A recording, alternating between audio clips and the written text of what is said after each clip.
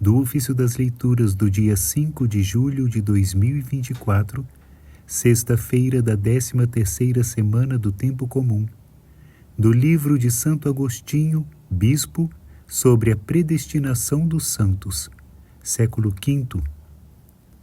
Jesus Cristo é descendente de Davi, segundo a carne. O exemplo mais luminoso da predestinação e da graça é o próprio Salvador, o mediador entre Deus e os homens, Cristo Jesus. Para o ser, com que méritos antecedentes de obras e de fé pôde contar a sua natureza humana? Peço que me respondais.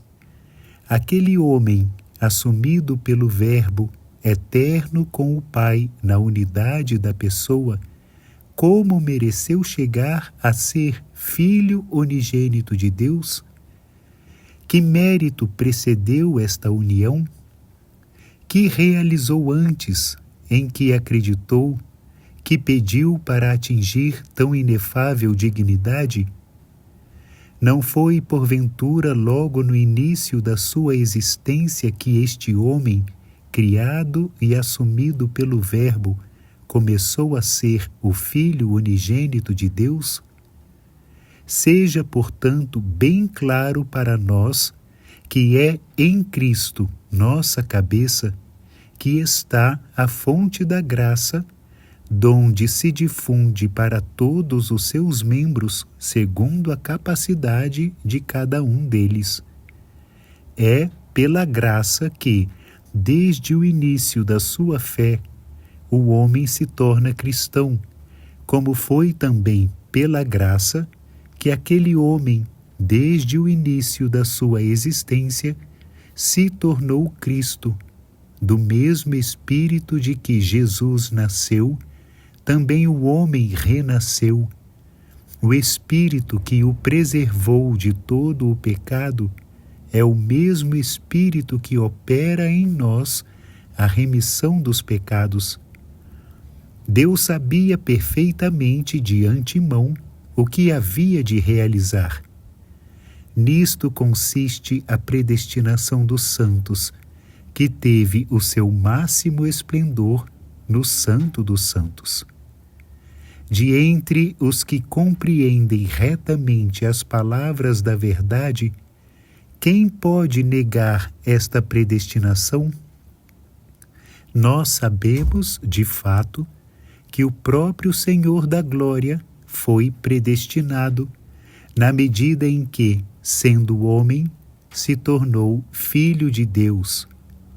Jesus estava, por conseguinte, de tal modo predestinado que, havendo de ser filho de Davi segundo a carne, seria também Filho de Deus segundo o Espírito de Santidade.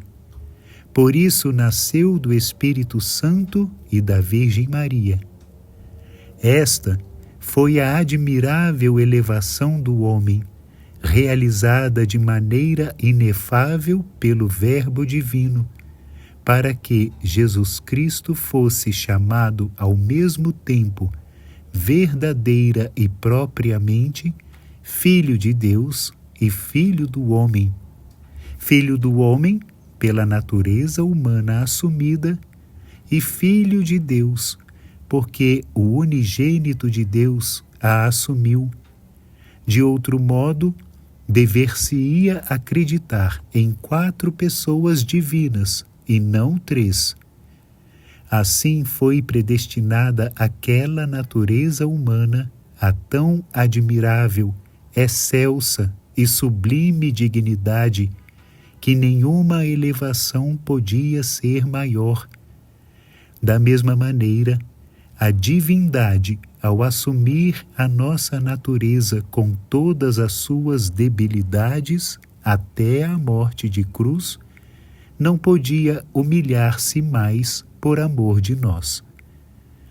Por isso, assim como Cristo, um só homem, foi predestinado para ser a nossa cabeça, também nós, sendo muitos, fomos predestinados para sermos seus membros. Emudeçam, portanto, os méritos humanos que pereceram em Adão, e reine a graça triunfante de Deus por Jesus Cristo, nosso Senhor, único Filho de Deus e único Senhor. E assim, se não é possível encontrar na nossa cabeça os méritos que precederam a sua singular geração, também em nós, seus membros, não poderão encontrar-se os méritos que precederam tão multiplicada regeneração.